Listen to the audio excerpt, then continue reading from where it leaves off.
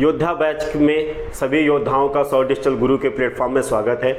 वर्णमाला के चैप्टर में अब तक हम लोग ने सीखा है कि वर्ण क्या होता है, वर्णों से मिलकर वर्णमाला बनती है, तो वर्णमाला में कितने वर्ण होते हैं, वर्णमाला के भेद कितने हैं, उन भेद में स्वर और व्यंजन था जिसमें हम लोगों ने स्वर के बारे में भी जाना था। स्वर कितने होते हैं, स्वरों में कौन कौन से वर्ण होते हैं, स्वरों की संख्या कितनी होती है और स्वर के भाग कितने, इतनी चीज़ें हम लोगों ने सीखा था। और एग्जामों में आने वाले महत्वपूर्ण प्रश्नों की श्रृंखला भी आपके स्क्रीन में चल रही थी, तो उसी श्रृंखला में आगे चलते हुए मैं लेकर चल रहा हूँ। स्वरों को हम लोगों ने सीखा था। अब बात करते हैं व्यंजन के बारे में कि व्यंजन क्या होता है। तो बच्चों बात करते हैं कि व्यंजन के बारे में कि व्यंजन क्या है। तो व्यंजन के बारे में जानने से पहले व्यंजन की परिभाषा को जानना जरूरी है कि व्यंजन क्या होता है। तो जो वर्ण स्वतंत्र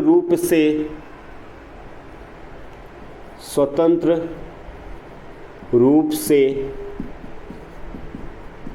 नहीं बोले जा सकते हैं, नहीं बोले जा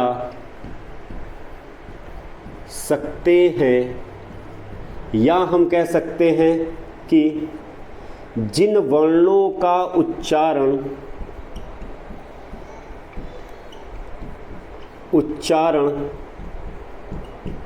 दूसरे वर्णों की सहायता से होता है, दूसरे वर्णों की सहायता से होता है,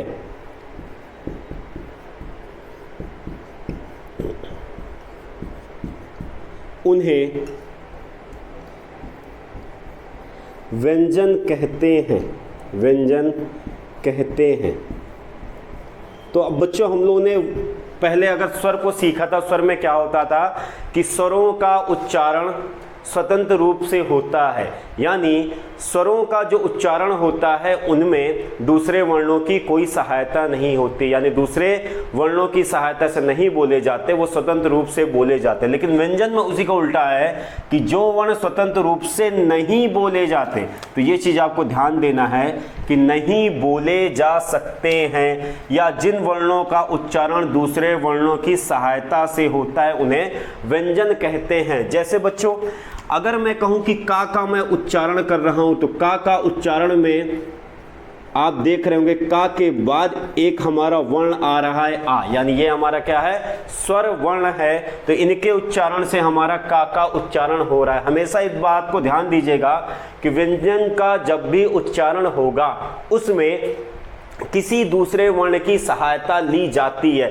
और वो सहायता स्वरों की होती है। आप कोई भी वर्ण आप उठाएंगे व्यंजन के, जैसे मैं पा ले लूं, तो ये देखिए पा के साथ हलंत, ये जब हलंत हो जाते हैं तब ये वास्तविक रूप से ये व्यंजन होते हैं। और जब इनका उच्चारण करते हैं तो इनके उच्चारण में एक और वर्ण की सहायता होती है, तब जाके इनका उच्चारण होता है। जैसे कोई भी वर्ण आप उठाएंगे, जैसे मैं अगर का उच्चारण करूंगा तो का के बाद पीछे जो एक वर्ण आ रहा है वो आ रहा है, तो हमेशा आप ध्यान देंगे कि व्यंजन स्वतंत्र रूप से नहीं बोले जा सकते, या व्यंजन का उच्चारण स्वतंत्र रूप से नहीं होता है। इनके उच्चारण में किसी दूसरे वर्ण की सहायता ली जाती है, उन्हें ही क्या कहते हैं बच्चों, व्यंजन कहते हैं। ये भी एग्जाम का महत्वपूर्ण लाइन है, स्क्रीन पर प्रश्न आ रहा होगा तो इन चीजों को ध्यान देंगे। अब बच्चों बात करते हैं कि व्यंजन की संख्या कितनी होती है। महत्वपूर्ण प्रश्न है कि व्यंजन की संख्या कितनी है, या हम कह सकते हैं कि व्यंजनों में वर्णों की संख्या कितनी है। तो इसमें भी बहुत मतभेद हैं। तो बच्चों आपको ध्यान देना है कि विद्वानों में बहुत मतभेद हैं।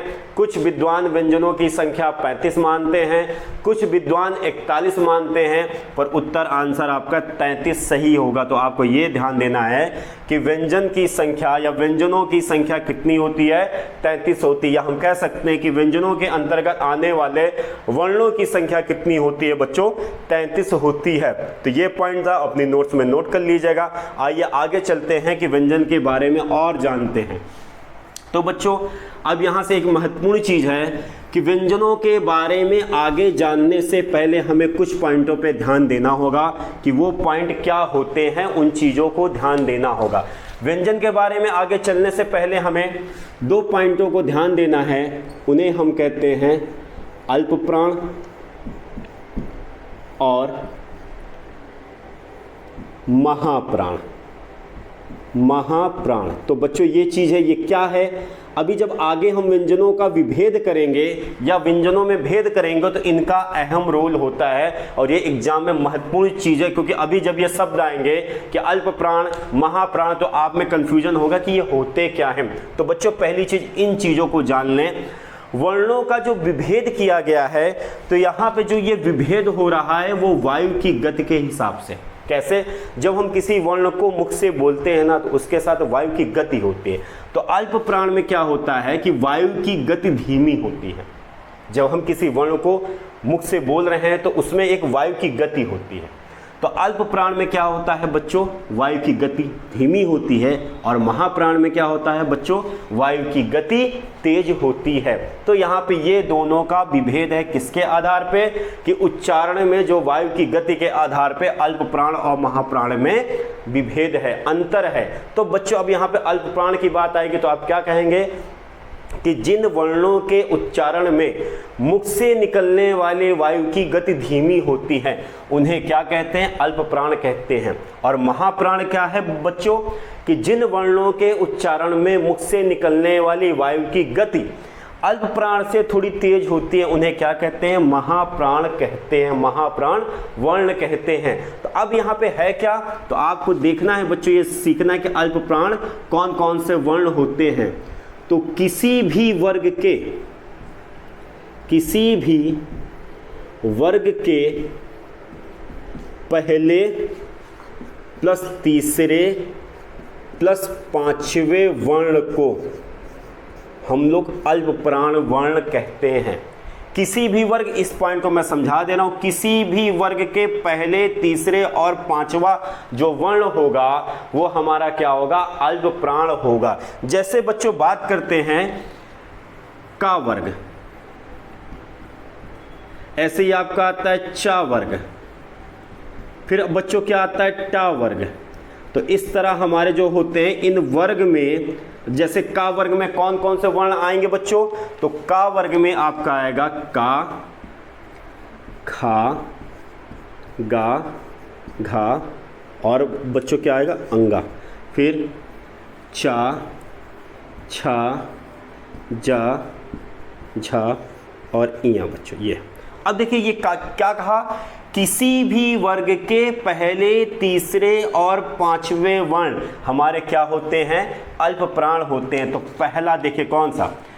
किसी भी वर्ग, यानी का वर्ग हो, चाहे चा वर्ग हो, चाहे टा वर्ग हो, चाहे ता वर्ग हो, चाहे पा वर्ग हो, किसी भी वर्ग के पहले, यानी ये बच्चों ये कौन सा हुआ? पहला, फिर तीसरा, फिर बच्चों पांचवा, ये जो हमारे होंगे वर्ण, यानी इस वर्ग के जो भी वर्ण होंगे वो हमारे क्या कहलाएंगे?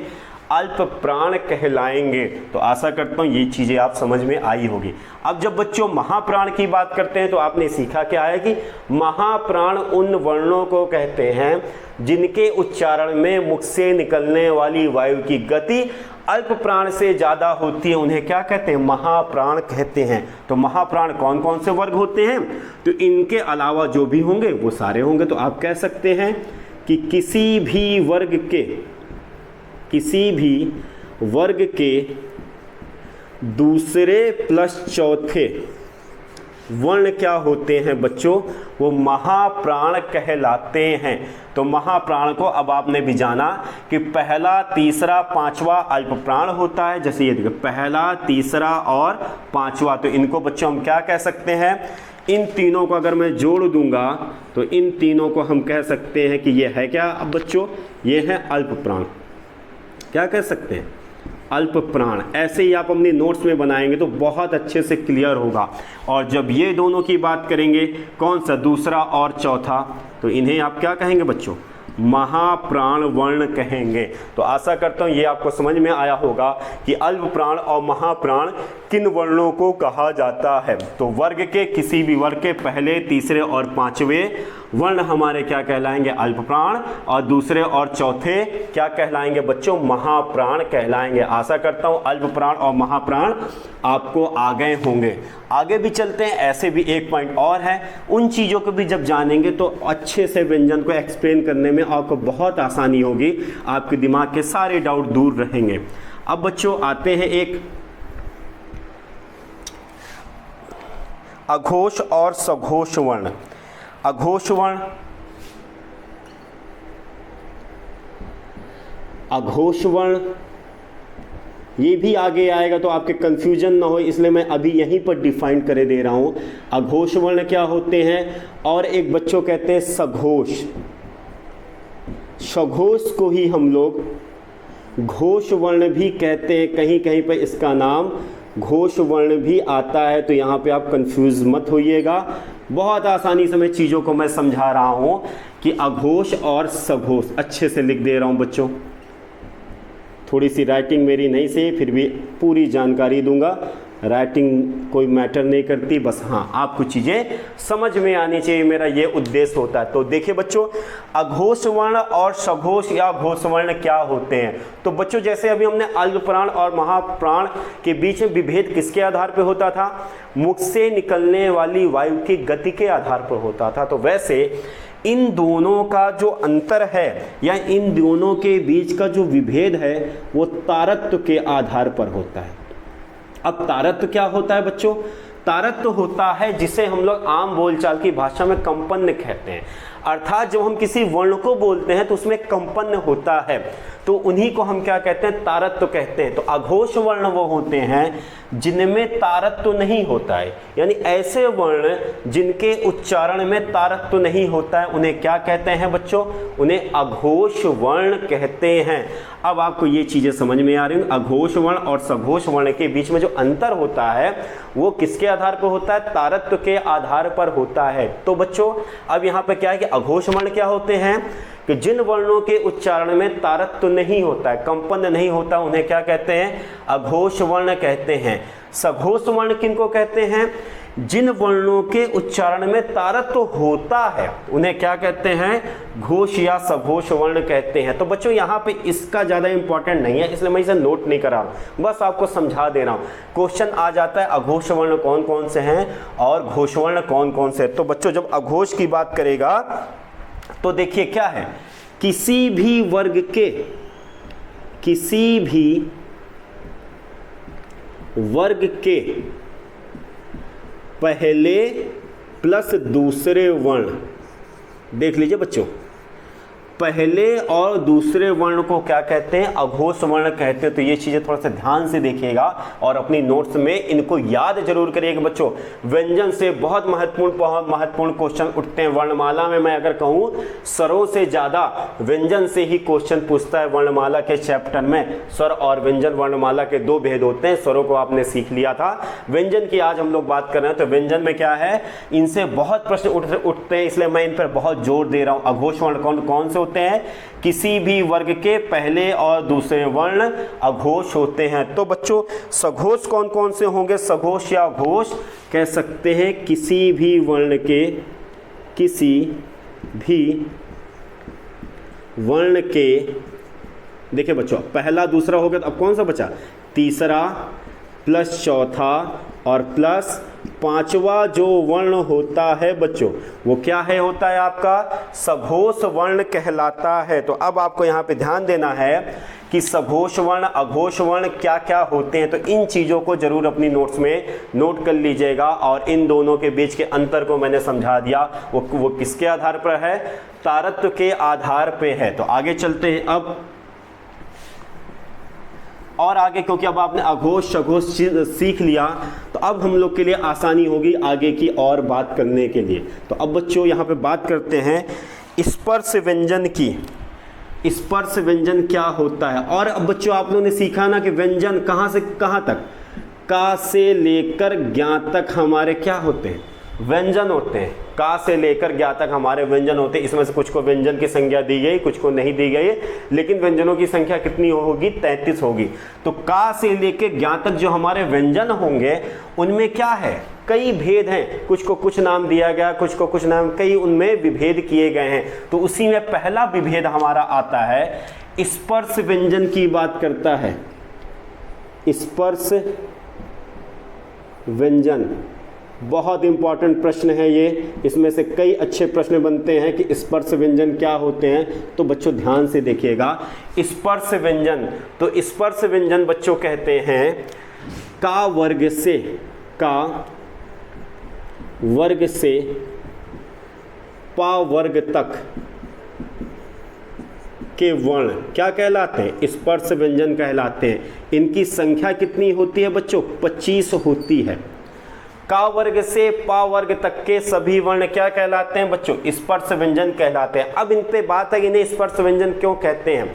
जब इनके स्पर्श व्यंजन की बात करते हैं, क्योंकि इन वर्ण जो ये वर्ण हैं बच्चों, यानी का वर्ग से लेकर पा वर्ग तक के जितने वर्ण हैं, इनके उच्चारण में मुख के सारे अंग, यानी मुख के अंदर जो हमारा तालु है, कंठ है, ओष्ठ है, मूर्धन्य है, सबका प्रयोग होता है, यानी सब स्पर्श करते हैं। यानी मुख के अंदर की जितनी भी चीजें हैं हमारी, इन वर्णों के उच्चारण में सब स्पर्श करते हैं, इसलिए हम इन्हें स्पर्श व्यंजन कहते हैं। उन स्पर्श व्यंजनों की संख्या कितनी है बच्चों? 25 संख्या, उनकी संख्या 25 कभी आता है। स्पर्श व्यंजनों की संख्या कितनी होती है? तो आंसर क्या होगा बच्चों? 25 होगा। फिर बच्चों बात करते हैं कि स्पर्श व्यंजन कौन कौन से होते हैं। तो का वर्ग से लेकर पा वर्ग तक के सभी वर्ण क्या होते हैं बच्चों? हमारे स्पर्श व्यंजन होते हैं। अब यहाँ पे मैं एक्सप्लेन कर दूं कि स्पर्श व्यंजन के अंतर्गत कैसे ये बात बनती है। तो बच्चों यहाँ पे मैं नोट करे दे रहा हूँ, उस चीज़ों को आप जान जाएंगे, थोड़ा सा एक्सप्लेन होगा, पर आपको चीज़ें बहुत अच्छे ढंग से समझ में आएंगी। तो बच्चों देखिए, ये हमारे क्या हुए? स्पर्श व्यंजन हुए। देखिए स्पर्श व्यंजनों की संख्या अभी अभी आपको मैंने बताई है।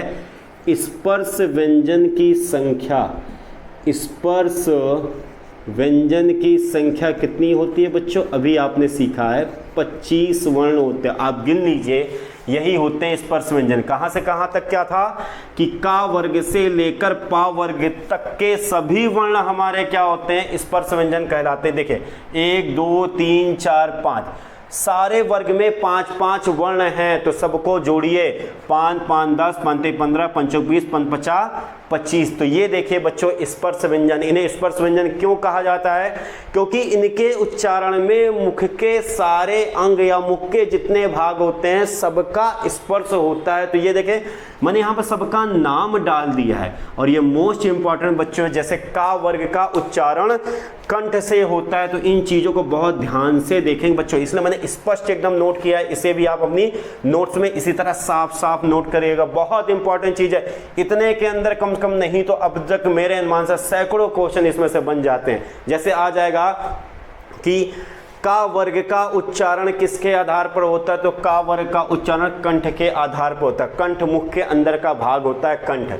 जैसे का वर्ग का उच्चारण कंठ से होता है, यानी का खा गा घा अंगा, इन सब का उच्चारण कंठ के आधार पर होता है। यानी का वर्ग का उच्चारण कंठ के आधार पर होता है। चा वर्ग का उच्चारण तालव्य, तालव क्या होता है? मुख की छत का भीतर का भाग होता है। पिछला जो भाग होता है उसे तालु कहते हैं। मुख की छत जो होगी आपकी ना बच्चों ऊपर वाली, उसका जो होगा वो तालव्य होता है। मूर्धन्य क्या होता है? मूर्धन्य से कौन सा वर्ग बोला जाता है? टा वर्ग बोला जाता है। मूर्धन्य मुख की छत का अगला भाग क्या कहलाता है बच्चों? मूर्धन्य कहलाता है। ऐसे ही ता वर्ग, यानी ता वर्ग में सारे वर्णों का उच्चारण दंत के आधार पर होता है, यानी मुख का जो अंग है दंत उसके आधार पर होता है। पा वर्ग का उच्चारण ओष्ठ के आधार पर होता है। कहीं कहीं आ जाएगा प्रश्न कि वर्ण पा का और या कह सकता कि पा वर्ग का उच्चारण किसके आधार पर होता है? ऑप्शन आ जाएगा फर्स्ट कंठ, सेकंड आ जाएगा मूर्धन्य, फिर आ जाएगा दंत या आ जाएगा ओष्ठ। तो आपको ये चीज जाननी जरूरी है। अब इनको याद कैसे करना है? इनको एक सीरियल से याद करिएगा, कंठ, तालु, मूर्धन्य, दंत, ओष्ठ, और ये आपकी आंखों के सामने है। ये का वर्ग, चा वर्ग, टा वर्ग, ता वर्ग और पा वर्ग, ये आपके लिए आसानी होगी। तो इसी सीरियल से आप याद करिएगा बच्चों। बहुत से प्रश्न बनते हैं, स्क्रीन में आपके आ रहे होंगे कि प्रश्न, इसलिए मैं कहूंगा ये तालिका जो है ना बहुत इंपॉर्टेंट तालिका है बच्चों याद करने के लिए। जैसे यहां से यहां तक आपको सब मालूम होगा हिंदी में कौन कौन से वर्ग होते हैं। पहला का वर्ग, फिर चा वर्ग, फिर टा वर्ग, फिर ता वर्ग, फिर पा वर्ग होता है। वैसे आपको इन्हें याद करना है, कंठ, तालव्य, मूर्धन्य, दंत और ओष्ठ। अब बच्चों ये चीजें हो गई। 25 स्पर्श व्यंजन की बात की। अभी बच्चों आपने सीखा था क्या? अल्प प्राण, महाप्राण। तो इसी पर डिफाइन क्यों नहीं हम लोग कर लेते हैं? आइए अल्प प्राण और महाप्राण की बात करते हैं। अल्प प्राण कौन से थे? किसी भी वर्ग के पहले, तीसरे और पांचवें वर्ण। अब देखिए आप, पहले मैं सबको इंडिकेट कर दे रहा हूं। पहला ये और ये सब क्या थे बच्चों? पहला, तीसरा और पांचवा क्या था? अल्प प्राण। तो यहीं पर नोट कर दे या थोड़ा सा हटा देते हैं बच्चों। यहाँ पे एक साइड में देखे कर लेते हैं। का, ये और ये तीनों क्या हो जाएंगे? अल्प प्राण। यहाँ पे मैं नोट कर दे रहा हूँ, या अल्प, देख अल्प मैं सिर्फ नोट कर रहा हूँ तो आप समझ जाएंगे क्या अल्प प्राण। फिर कौन सा था? पहले के बाद तीसरा, तो ये भी क्या हुआ बच्चों? अल्प प्राण हुए। नोट कर दे रहा हूँ, दिक्कत ना हो मेरे बच्चों को, सबको अच्छे समझ में आए ये सारी चीजें। देखिए थोड़ा सा वर्ण अगर अक्षर छोटे हो रहे तो अल्प से आप समझ जाएगा मैं किसकी बात करूं, अल्प प्राण की बात कर रहा हूं। ये भी देखिए क्या क्या था कि पहला, तीसरा और पांचवा वर्ण हमारे क्या होते हैं? अल्प प्राण होते हैं। और महाप्राण कौन से होते हैं? दूसरे और चौथे महाप्राण होते हैं। ये देखिए महाप्राण और ये भी महाप्राण। तो ये दूसरा वर्ण और ये हमारा चौथा वर्ण हुआ। फिर बच्चों किसकी बात आई थी? घोष और अघोष की बात आई थी। तो अघोष वर्ण कौन कौन से होते थे? पहला और दूसरा हमारे क्या है? अघोष। तो ये भी हम नोट कर दे रहे हैं बच्चों यहाँ पर कि ये अघोष हैं। अघोष ये भी हुआ और ये भी हुआ। अघोष के लिए क्या था बच्चों? पहला और दूसरा वर्ग, किसी भी वर्ग का पहला और दूसरा वर्ण हमारा क्या होता है? अघोष होता है। उसके बाद तीसरा, चौथा और पांचवा सब क्या होते हैं बच्चों?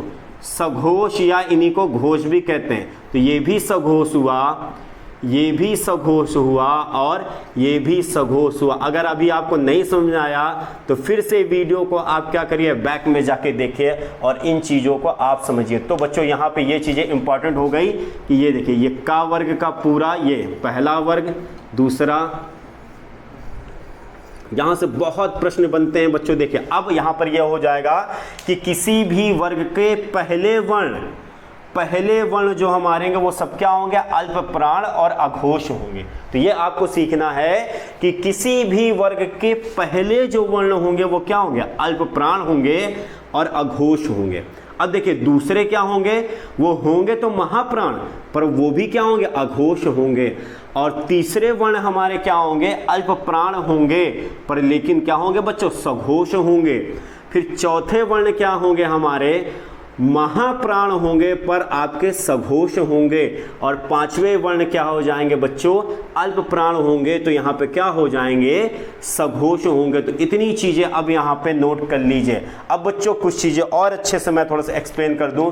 कई यहीं से पॉइंट बनते हैं। एक आपका आता है द्विगुण व्यंजन, द्विगुण या इन्हें उत्क्षिप्त व्यंजन भी कहते हैं। क्या बच्चों कहते हैं? उत्क्षिप्त व्यंजन। इसी में से डिफाइन कर दूं क्योंकि यहाँ पे बहुत अच्छे समझ में आ जाएगा। बहुत महत्वपूर्ण प्रश्न ये भी इसमें से बनते हैं, महत्वपूर्ण प्रश्न बनते हैं कि द्विगुण या उत्क्षिप्त व्यंजन किसे कहते हैं। तो बच्चों टा वर्ग का जो हमारा डा और ढा होता है, डा से डलिया वाला और ढा से ढक्कन वाला होता है। इनके दो गुण होते हैं, क्यों? क्योंकि कहीं कहीं पर इनका इस्तेमाल ऐसे होता है, या तो कहीं कहीं पर ये डा के नीचे बूंदी आ जाती है, डॉट आ जाता है, इनका ये प्रयोग होता है। ऐसे ही ढा से ढक्कन वाला ये भी हो जाता है, कभी कभी ढा के नीचे क्या हो जाता है, डॉट आ जाता है, या जिसे हम लोग कहते हैं बूंदी कहते हैं। तो इनके गुण कैसे हैं? इनके दो गुण हैं, तो इसलिए इन्हें क्या कहा जाता है, द्विगुण या उच्छिप्त व्यंजन कहते हैं। तो ये चीजें आपको ध्यान देनी है कि जब भी बात आएगा कि द्विगुण व्यंजन किन्हें कहते हैं, तो डा और ढा को द्विगुण व्यंजन कहते हैं। इनका अन्य नाम क्या है, उच्छिप्त व्यंजन है। स्क्रीन पर इसके प्रश्न भी आ रहे होंगे बच्चों, बहुत ही महत्वपूर्ण ये आपका टाइप है, इन चीजों को आपको जानना जरूरी है। अब बच्चों यहाँ पर, तो अब बच्चों और बात करते हैं, यहाँ पर नासिक्य व्यंजनों की बात करते हैं। नासिक्य व्यंजन, तो ऐसे व्यंजन जिनका उच्चारण नाक के आधार पर यानी नाक की सहायता से होता है, उन्हें नासिक्य व्यंजन कहते हैं। तो बच्चों फिर से, नासिक्य व्यंजन किसे कहते हैं? जिनके उच्चारण में नाक का प्रयोग किया जाता है, तो उन्हें नासिक्य व्यंजन कहते हैं। और नासिक्य व्यंजन हो तो हैं कौन कौन से? तो किसी भी वर्ग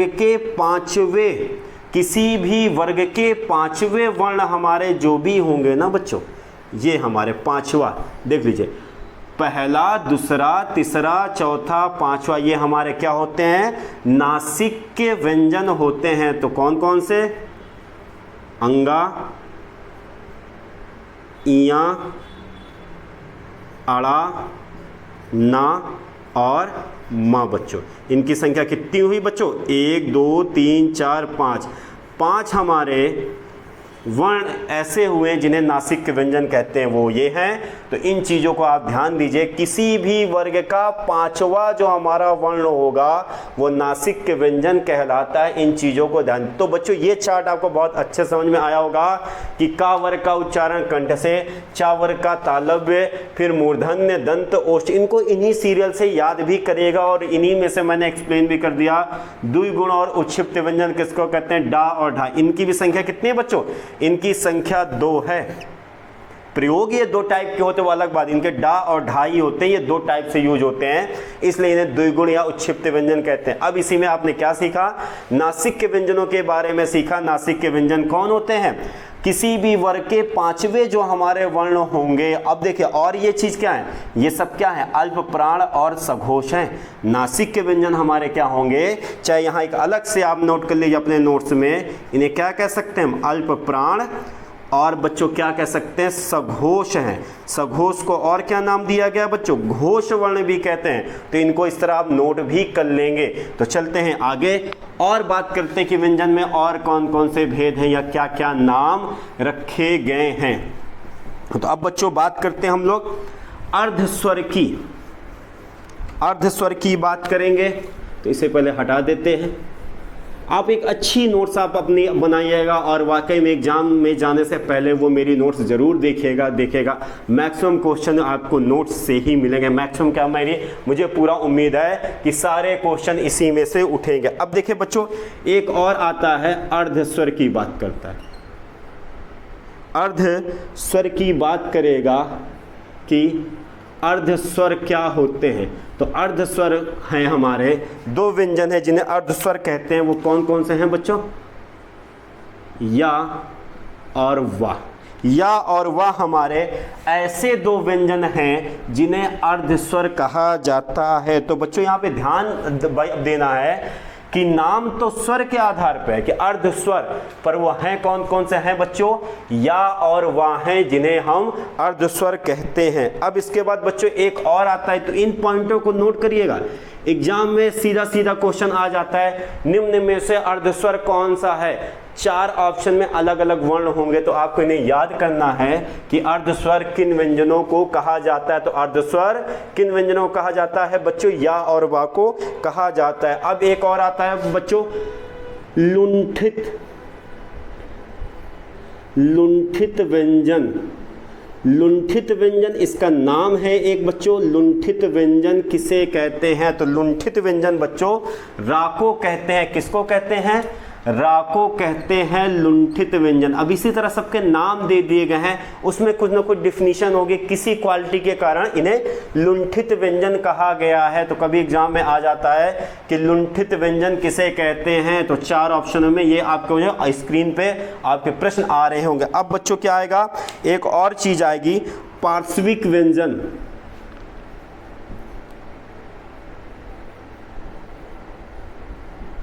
पार्श्विक व्यंजन की बात करेगा तो पार्श्विक व्यंजन कौन से होते हैं बच्चों, तो पार्श्विक व्यंजन आपका ला कहलाता है। तो पार्श्विक व्यंजन किसे कहते हैं, ला को कहते हैं पार्श्विक व्यंजन कहते हैं बच्चों। पार्श्विक व्यंजन कौन सा है हमारा, ला होता है। फिर बच्चों एक पॉइंट है आपका स्वर यंत्रीय, स्वर यंत्रीय व्यंजन, इन्हें आपको याद करना पड़ेगा ही बच्चों। स्वर यंत्रीय व्यंजन कहते हैं हा को। किस व्यंजन को कहते हैं बच्चों, हा को कहते हैं स्वर यंत्रीय व्यंजन। तो अब आपको यहाँ पे इन पॉइंटों को ध्यान देना है कि अर्ध स्वर किनको कहते हैं, या और वा को। अब देखिए यहाँ पे स्वर जुड़ा है तो कंफ्यूज मत होइएगा, यह अर्ध स्वर ही कह जाते हैं। ऐसा नहीं कि सर ये गलत नोट कर रहे हैं कि अर्ध व्यंजन होगा, नहीं, यह अर्ध स्वर है। अर्ध स्वर की संज्ञा या और वा को दी गई है। लुंठित व्यंजन कौन सा होगा बच्चों, रा को, रा को लुंठित व्यंजन कहते हैं। पार्श्विक व्यंजन कौन सा होता है, ला को पार्श्विक व्यंजन कहते हैं। और बच्चों स्वर यंत्रीय व्यंजन किसे कहते हैं, स्वर यंत्रीय व्यंजन हा को कहते हैं। अब इसके बाद एक बच्चा और एक पॉइंट आता है आगत व्यंजन, आगत व्यंजन। तो अब बच्चों यहाँ पे ये देखिएगा, ये भी महत्वपूर्ण एक प्रश्न बनता है। आगत व्यंजन से, नाम से ही डिफाइंड, आगत जो दूसरी भाषा से आए हुए हमारे व्यंजन हैं, तो उसमें कौन से हैं बच्चों, जा और ये फा। ये फारसी से आए हुए हैं। ये देखिए जा के नीचे ये एक डॉट या कह सकते हैं बिंदी, और यहाँ पे फा के नीचे, इन्हें क्या कहते हैं, ये दो एक हमारे हैं जिन्हें हम लोग आगत व्यंजन कहते हैं। कि आगत व्यंजन कौन से हैं, जा और फा। इनसे प्रश्न बनते हैं, महत्वपूर्ण प्रश्न बनते हैं। तो इसलिए मैं कहूँगा इन्हें अपनी नोट्स में अच्छे से नोट कर लीजिएगा। देखिए मैं थोड़ा सा रोक के चल रहा हूँ, इन चीज़ों को आप अपनी नोट्स में नोट जरूर करिएगा।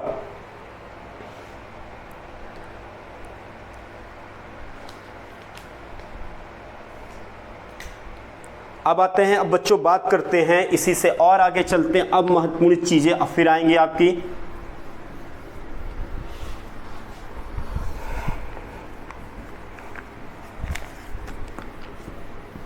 बात आती है भाई बच्चों अंतस्थ व्यंजन की। एक और आएगा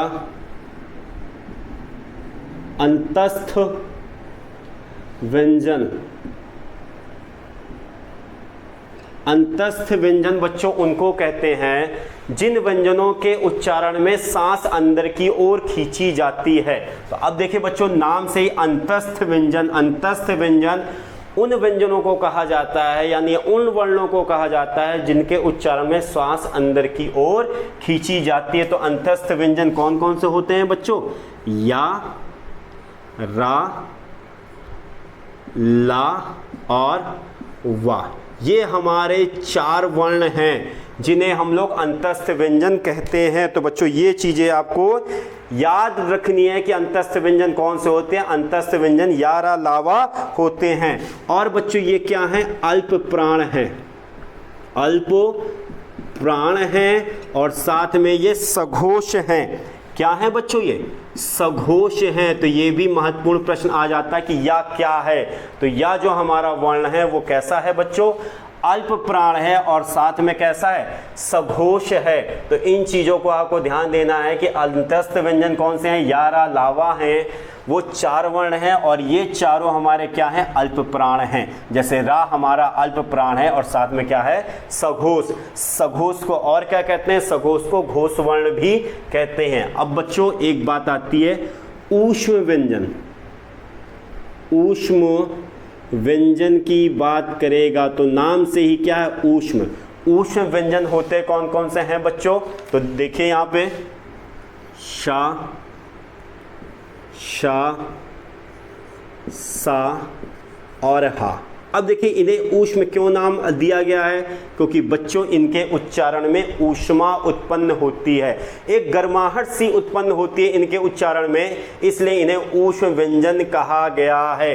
तो बच्चों यहाँ पे ध्यान देना है कि ऊष्म व्यंजन इनका नाम क्यों कहा गया है, क्योंकि इनके उच्चारण में ऊष्मा की उत्पत्ति होती है। तो अब देखिए वो कौन कौन से व्यंजन है, शा, शा, सा और हा होता है। अब बच्चों इनको भी कुछ ना कुछ कहा गया होगा, तो इनका भी नाम बच्चों आपको ध्यान देना है कि ये चारों जो हमारे हैं, ये पहली बात तो क्या है बच्चों, महाप्राण है। कैसे वर्ण है, महाप्राण वर्ण है। और बच्चों यहाँ पे ध्यान क्या देना है कि इन चारों में तीन कौन कौन से, सा, शा और ये शा, ठीक, ये हमारे तीनों क्या हैं बच्चों, ये हमारे तीनों अघोष वर्ण हैं। कैसे हैं, अघोष वर्ण हैं। यहाँ पे बहुत अच्छी चीज़ मैं बहुत आराम से डिफाइंड आपको कर रहा हूँ, इतने डिफाइंड से आपको यूट्यूब में कोई टीचर नहीं मिले जितने डिफाइंड से मैं कर रहा हूँ। देखिए इनको क्या कहते हैं, अघोष कहते हैं। और जो यहाँ हा है, हा को हम लोग सघोष वर्ण कहते हैं। हा को क्या कहते हैं बच्चों, हा को सघोष वर्ण कहते हैं।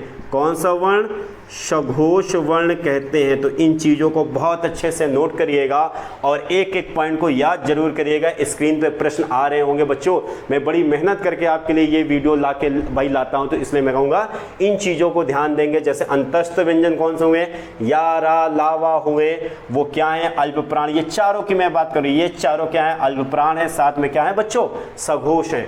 जब ऊष्म व्यंजन की बात करेगा तो ऊष्म व्यंजन आपके शा, शा, शा, हाँ है, जिसमें ये चारों क्या है बच्चों, महाप्राण तो हैं, लेकिन उनमें से शा, सा, सा, ये तीनों क्या है, हमारे अघोष हैं। साथ में हा हमारा क्या है बच्चों, सघोष वर्ण है। तो आशा करता हूं ये भी चीज समझ में आया होगा। अब बात करते हैं बच्चों संयुक्त व्यंजन की, बात करते हैं कि संयुक्त व्यंजन हमारे कौन कौन से होते हैं, कौन कौन से नहीं होते हैं। तो बच्चों बात करते हैं संयुक्त व्यंजन की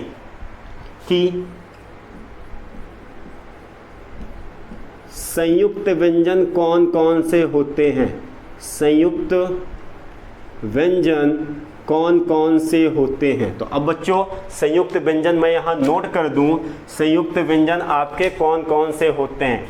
एक तो आपका ये छा होता है, जिसे हम छतरी वाला छा कहते हैं, यानी छतरी वाला छा, छा।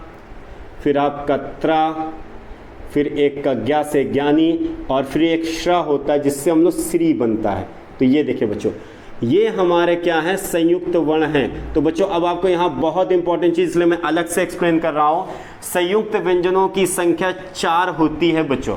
अब इन्हें संयुक्त व्यंजन क्यों कहा जाता है, तो ये भी आपको ध्यान देने वाली बात है। संयुक्त व्यंजन इसलिए इन्हें कहा जाता है कि इन व्यंजनों का निर्माण 2 व्यंजनों के योग से बना हुआ है।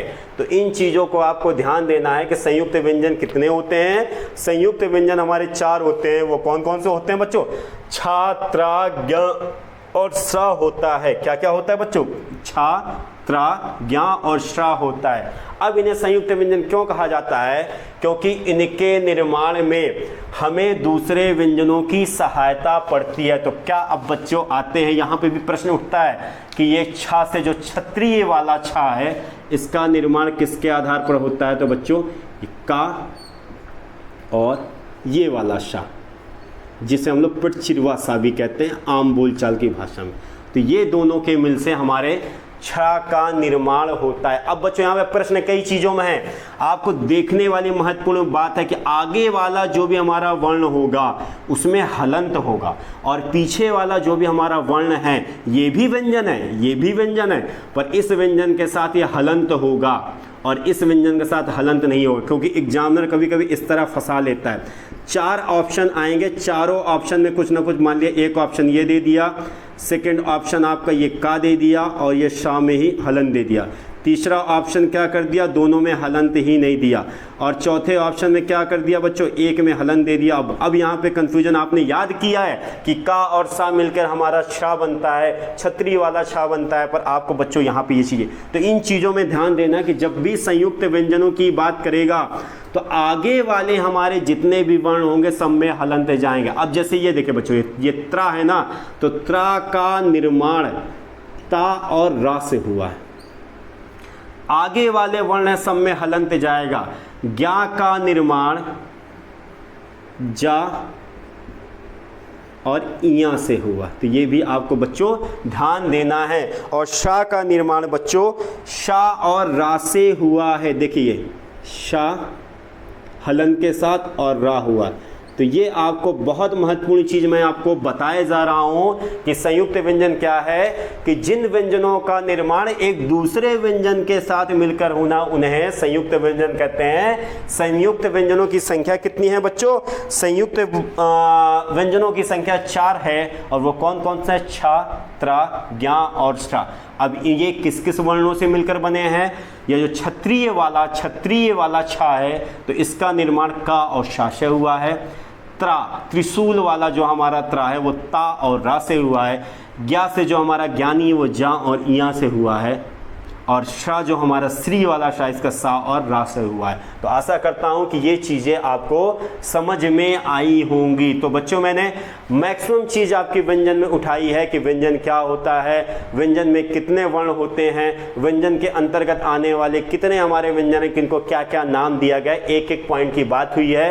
तो सारी चीज़ें आपकी कंप्लीट हुई। वर्णमाला के अंतर्गत स्वर और व्यंजन आते हैं, उसके अंदर जो भी वर्ण है जिसका जो नाम था सब आपके आंखों के सामने है। तो आशा करता हूं कि वर्णमाला का भी वीडियो आप लोग को पसंद आएगा और आप अधिक से अधिक अपने दोस्तों को शेयर करेंगे और इस वीडियो को पसंद करेंगे। और मैं फिर बच्चों से कह दे रहा हूं, अगर किसी प्रकार का प्रश्न आपको पूछना होता है, कोई कमेंट्स करना होता है, या कोई कंप्लेन होती है, या अगर कुछ क्वेरी है आपकी, तो प्लीज़ कमेंट्स बॉक्स में कमेंट कर दिया करें। और मैं ये कहूँगा जितने बच्चों ये वीडियो देखा करते हैं प्लीज़ कमेंट्स में कुछ ना कुछ कहा करें, जिससे हमें ये मालूम चलता है कि हमारे वीडियो कहाँ तक पहुँच रहे हैं और कितने बच्चे हमारी वीडियो तक पहुँच रहे हैं। आज के लिए बस इतना ही। हिंदी के मिलते हैं और एक अच्छे चैप्टर की ओर, तब तक के लिए जय हिंद जय भारत।